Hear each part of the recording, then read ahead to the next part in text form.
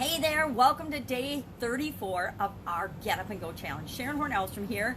Day 34, we are going through, of course, our SOAP framework again, cleaning up our act with respect to change and challenges and how we handle with them. Making sure that we're putting in a framework, a foundational thing at our subconscious level by going through it over and over again. And sometimes you don't need to do that. You don't need to go through things multiple times. Me, I usually have to, in order to get them to stick and really stay with me.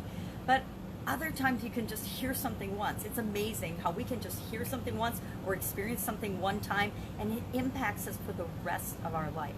I was listening to something yesterday, an audio book, and it said that, and I can't remember if it was Bob Proctor, I believe, and he said that before we are 6 years old, or by the time we're 6 years old, we have adopted and already internalized at a subconscious level the vast majority of our beliefs about ourselves. Now, I don't know about you, but I don't even remember between 0 and 6, much less do I realize on a conscious level what ideas and beliefs and experience I had that I would have incorporated into my core beliefs and my sense of myself that I've been still carrying throughout my life. Now, I'm thinking about this because I know there are some. I remember when I was 2, I fell over a tricycle and I ripped my lip open in my face, and from that point on I had a crooked smile, and to this day, throughout my entire life, I do not smile much or smile really well in pictures because I have a crooked smile, and my entire life that has bothered me. And that's an example of something I thought of that happened before I was 6 years old and has had a lifelong impact on me, my way of looking at myself, and then how we look and feel and think about ourselves impacts how we behave, how we act things out. So I thought that was really interesting to know that there are so many things that we are carrying around, so many ideas about ourselves from when we were 6 or under. And that's really interesting because now that we're adults, we can decide to change any one of those things. The trick is we have to realize what they are first. So as we're going through the SOAP model, I titled this one O Spirits, not O alcoholic spirits, but O Spirits as in spiritual entities, spiritual part of us, because whether you believe it or not, each and every one of us is both a physical being, our human body, who we are sitting here today talking to one another, who we are looking at one another, and who a bigger version of us is, our spirit. And if you don't think you have a spirit and you think I'm crazy, I'd say don't believe me, look into it yourself. And all you have to do is sit down, take a deep breath, and try to not think about anything. And then when you're not trying to think about anything, who is thinking?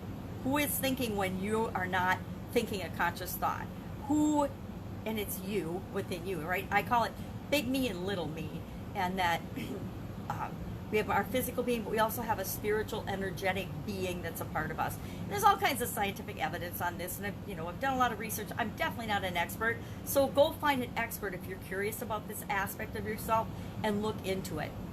Whatever area that you're working on, again, I grab out my lovely graphic, physical, mental, emotional, spiritual, relationships, or contribution, whatever one you're working through the SOAP model this time on, we're talking about the O. And O, of course, stands for options and infinite possibilities, right?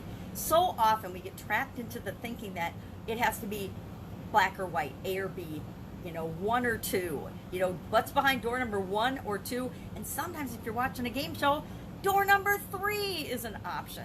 But really, there are so many options. It's just a matter of how we are looking at the situation, how we're perceiving what is possible. And what choices do we have? What ideas can we come up with? What are ways, and what are we coming up with ideas and options for? How do we get from where we are? We told ourselves our story, and we analyzed and figured out our situation yesterday. So yesterday I sat down and I spent about 15 minutes looking at every aspect that I could think of consciously of my spiritual health, my spiritual being, how I felt about certain things, what I believed about certain things, what I was thinking, all about my current situation and my spiritual aspects of my life. And then I thought about, well, what do I really want them to be? So where am I at right now today, and where do I want to be?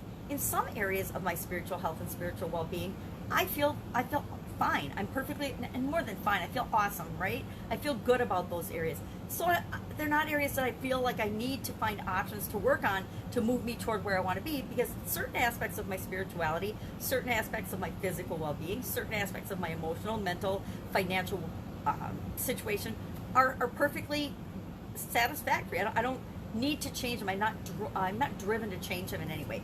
But there's other aspects of my spirituality and my spiritual health that need some massive improvement. So what I'm looking for are, what are the options? What are all the possible options and ways that I can make progress toward the areas I want to improve on in my spiritual well-being, in my spiritual life, in my spiritual health. However it works for you to describe it to you.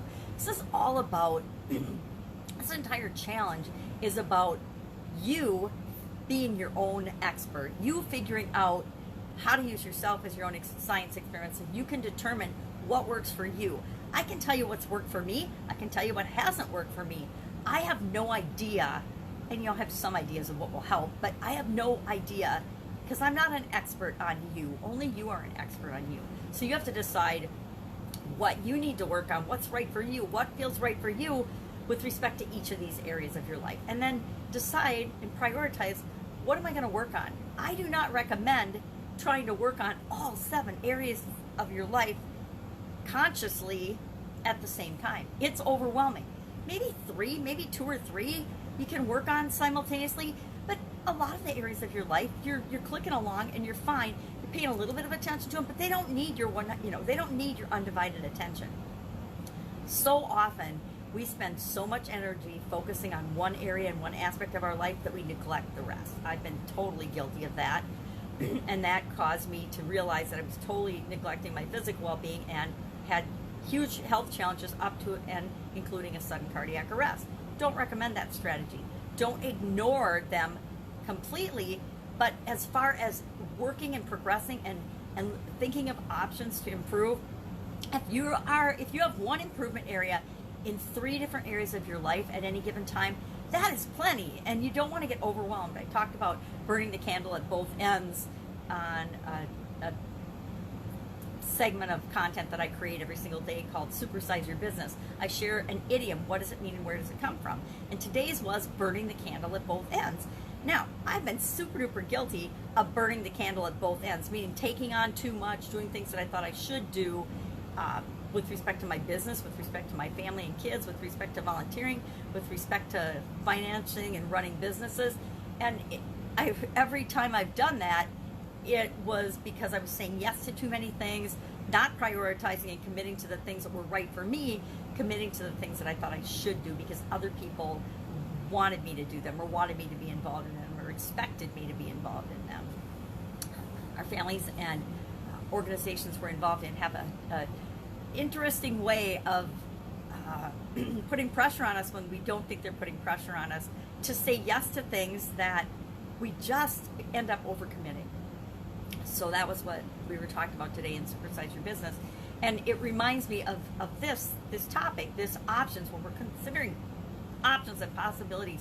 There's so many things that we can do, but when we're deciding what we're going to do, and we'll talk about that tomorrow as part of the A for spirituality, or A for physical, mental, emotional, spiritual, whatever area of your life you're working on.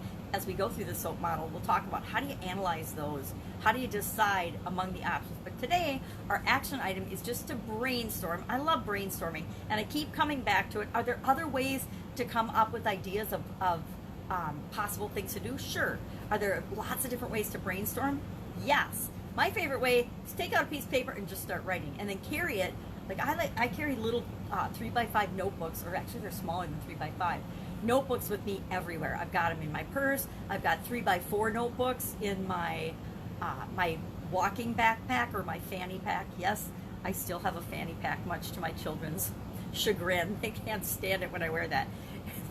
But sometimes it's nice to not have something on your back, and just, especially as the weather gets hot. So today, our challenge is to brainstorm at least 10. 10 is not hard. It's not until you get up to actually, and I say brainstorm 100 things that you could possibly do. Are you going to do most of them ever? No. But it helps you open up your mind to the possibility of that there are infinite possibilities. Now, I might say, for example, for my spiritual well-being and development, I want to go to Nepal and go to a monk encampment for a month.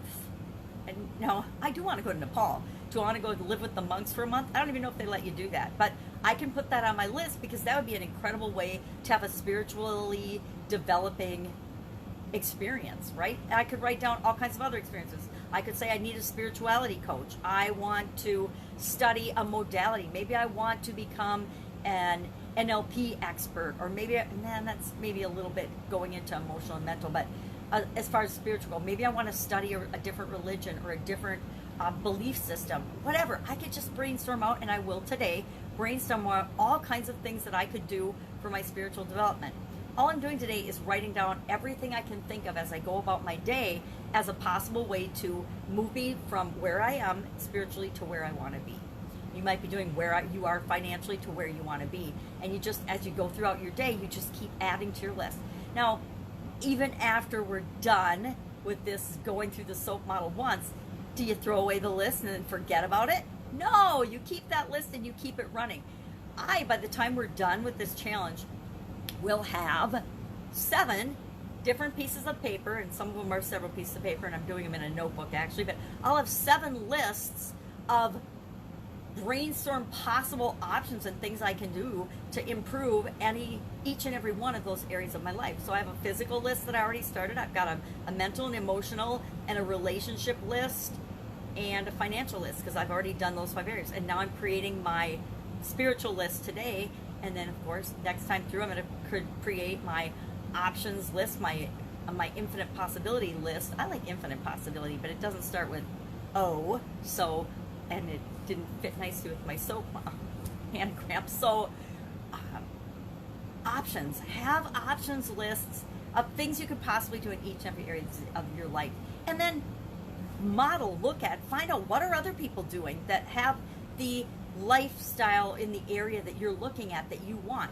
Financial is really easy to look at, right? Because it's such a visible thing. And physical is another one that's really easy to look at and see and model other people. Look at somebody who's got the physical health and shape that you want and only model them for that aspect. Remember, we're all human beings and we all have varying degrees of success in different areas of our life. So you can model someone for their financial success and not model them for their relationships, right? Just because they are super financially successful doesn't mean that they're doing well in all areas and aspects of their life. Look at all the, very, very wealthy people that end up blowing up their relationships. It's very common because they're focusing too much on one area, right? So we don't want to do that, but that happens. It happens. It's happened in my life. I'm divorced. It happened in my life. I put business and finance and my relationship with my kids ahead of the relationship with the ex. That happens. It ended up being the right thing for me anyway. It was the right thing for me. But with respect to the area that you're working on, model people. That's another great way to get ideas and options. Find out what they've done to be successful. Now, we usually want to go more than on the surface, but if you see somebody who's physically successful, you can model what do they eat, what do they drink, how much do they sleep, what do they take for supplements, what's their physical routine and physical activities. I mean, if you want to be an Olympic athlete, you model the successful Olympic athletes that have come before you, and then you bump it up a notch for your training in each of those areas and aspects that are important to your physical health and well-being. So that's it. That's our challenge for today, is to make your list again or add to your list or look at your list. We should always be adding to that list, right? Because as the world is changing, more options and more ideas are opening up to us every single day. So I'm going to be making my list about spirituality today. We can just share done in the comments below. And you can't share done, you can, but don't write done until you've got at least 10 things on your list. If you do 10 things, consider it done. If you don't do 10 things, don't comment done.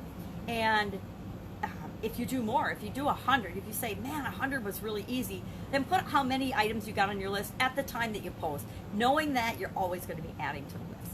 Safe, go out, have an absolutely amazing day. I will, of course, be with you tomorrow, day 35 of our Get Up and Go challenge. Take care. Get up and go. Do this now. Start this list now and just keep adding to it. Take care. I will be with you tomorrow.